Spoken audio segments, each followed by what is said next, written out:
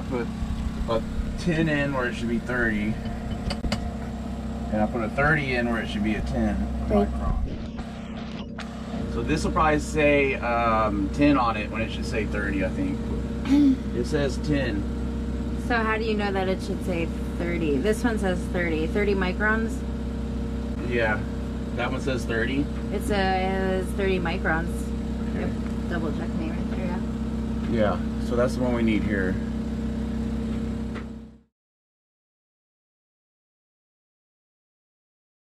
And so the 30 micron back inside of here needs to be a 10. Oh, so you flipped them. Yeah. Because remember when we tried to jam that in there? Yeah. We like force fed it in there? Yeah. So that one should be smaller, okay. No, it's not the size of it. It's the microns are how thick the walls are.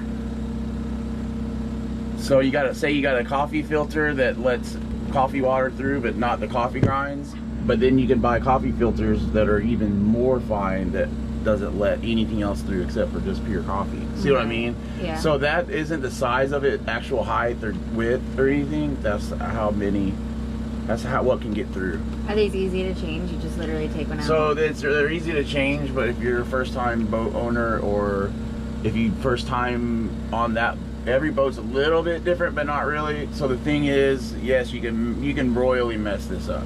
That's why I'm always like, we got to be on the same team while we're doing just little things like this, because look what happened the other time. I switched them out, and then let's say I pulled out of the harbor and it was raging, and then my engine died.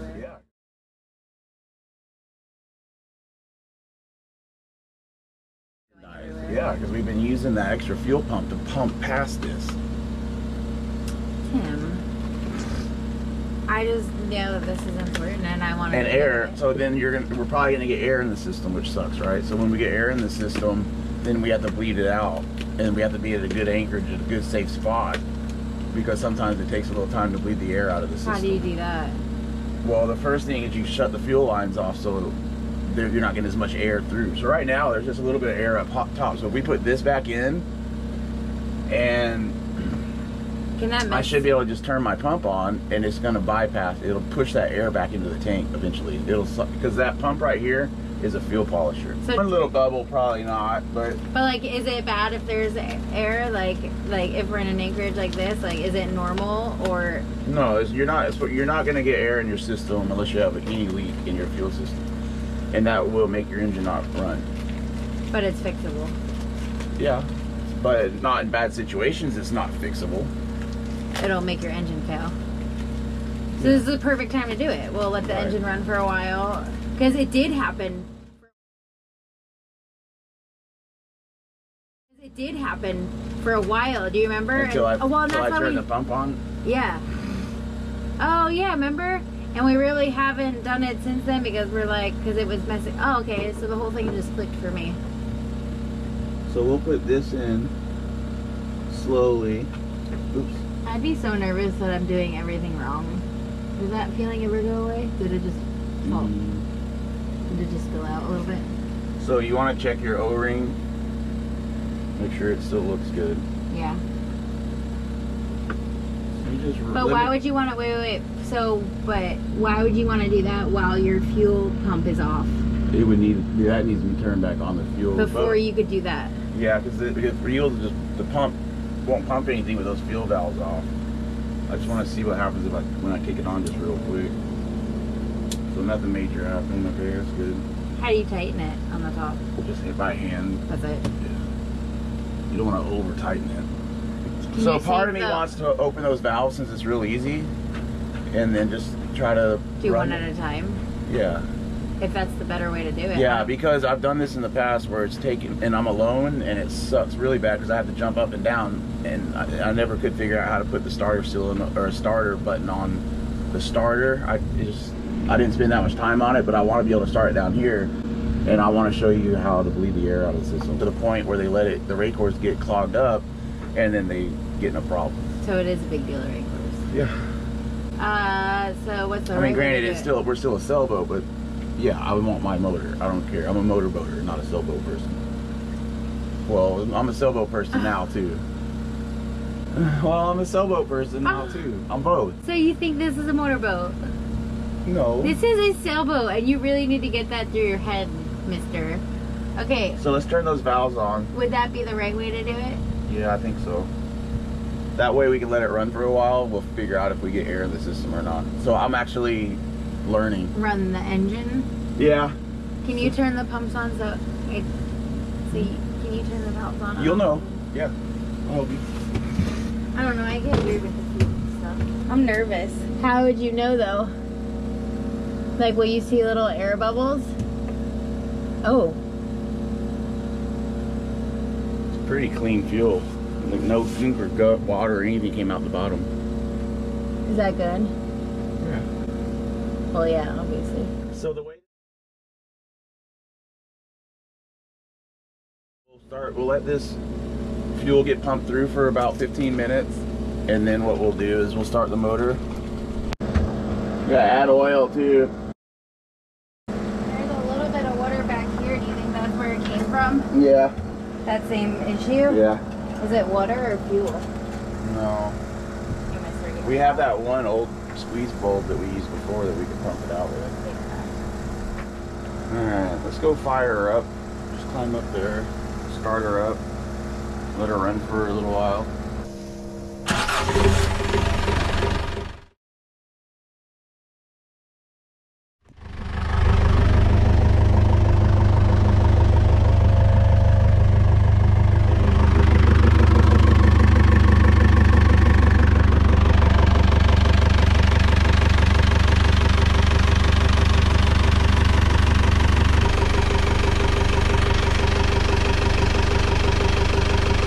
These are things I would never even know how to do. Yeah. Yeah. I remember when I had to like... Here, you want me to lift it? I'll lift it. Just see if you can lift it up real quick. Just turn backwards or whatever you gotta do and lift up. On 3. 1, 2, 3. Okay. Good? Yeah. Okay. Do you need a diaper? So this should say 30, no 10. Uh-oh. So that is a 10 micron. So that was okay, but we'll go and switch it out. Can you save those ones? I think I asked you that already. Yeah, we'll save them. I have some backups. Because that one's pretty new. New. This one's pretty new. Yeah. But it's dirty. Yeah. But we could save it, yeah? Yeah. Here, you want me to lift it? Yeah, so hold on, let's get the camera. So let's lift it. Okay, ready? Let me know. Yeah, 1, 2, 3, go. Okay.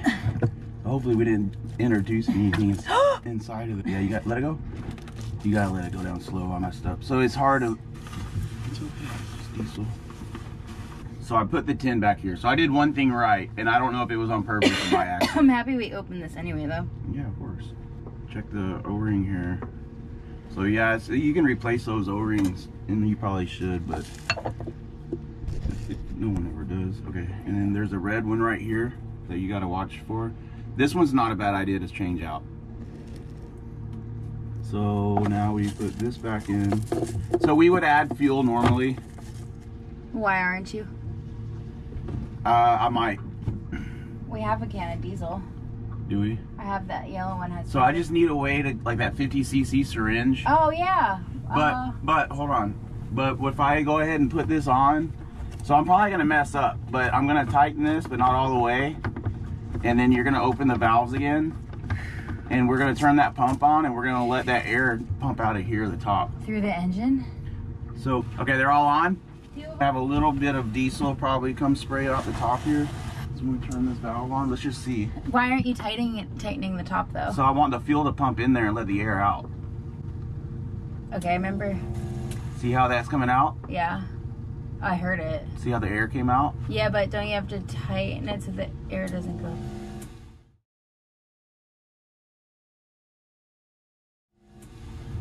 It's putting fuel in there, filling it up. Instead of a 50cc syringe, we're using a fuel pump. So do you want me to tighten it when it starts? Yeah, so we'll tighten it a little bit more now and see if we get a leak out of it. So I'm gonna say, do you hear the air? So let's go ahead and we'll look for leaks and we'll fire the engine up again. then we'll get that out.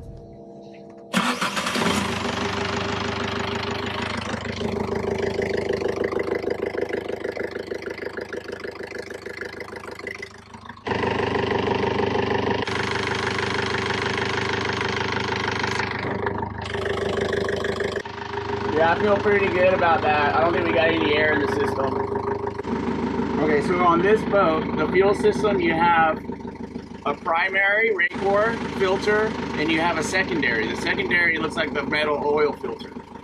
This under the sink is, what that is think of it as a fuel polisher. It's a whole separate entity from the engine stuff, except it's not separate. Who put that in there? The previous owner.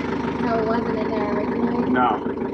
Every boat should have one of these. You hit the switch, and that puts pressure. It forces that fuel to go through that Raycor. So that means that Raycor, like, it definitely was working harder.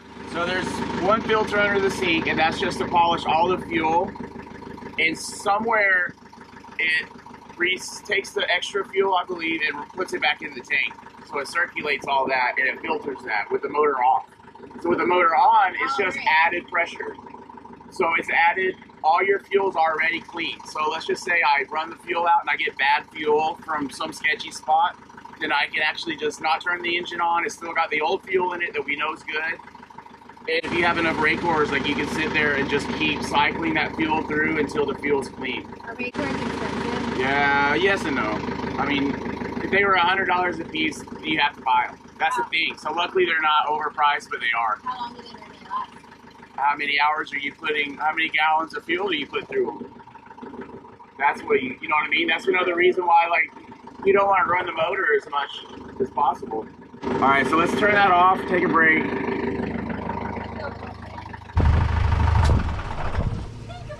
There's zip ties there. Just use a zip tie. I don't need one. Okay.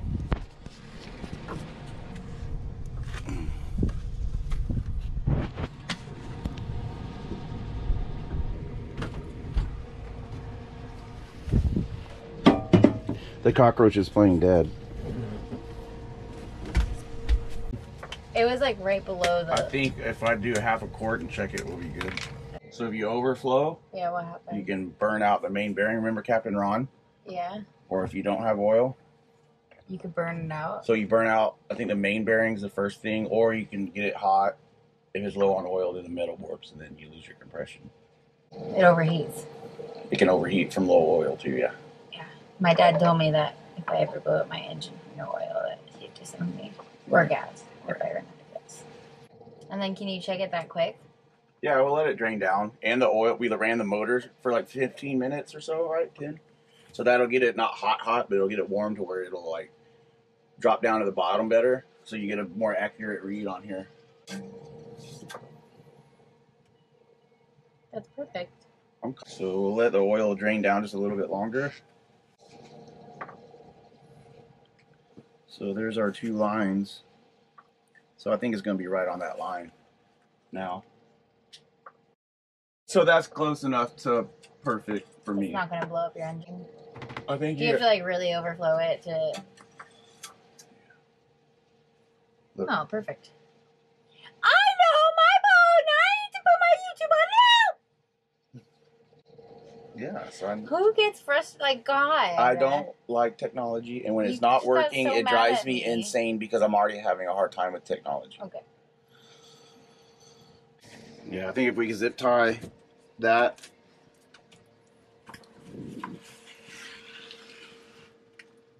Here. How many? 1, 2. There we go. Is it bad if you freshwater rinse your engine? No. Oh, did you just break it? Mm-hmm.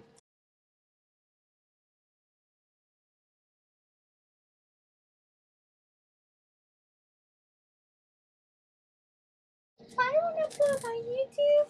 I'm gonna freak out.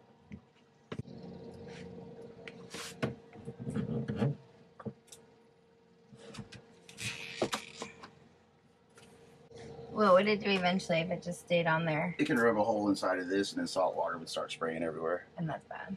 Yeah, and the engine can overheat. So I like that off of there now. See? before it rubs a hole right there. Temperature, I don't know, but if it's temperature, it's not working. Do you see where the little pump thing is right here? Look. Yeah. What is that, for oil? That'll get the air out and prime. It'll suck air out and put fuel in its place. And prime the engine. So in the old school diesels, and you could probably still do it with this one, is you would open these injectors right here.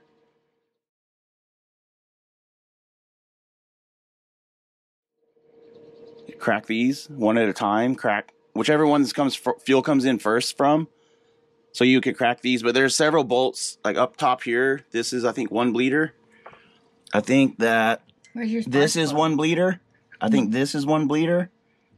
And there's another bleeder right here, I think, maybe.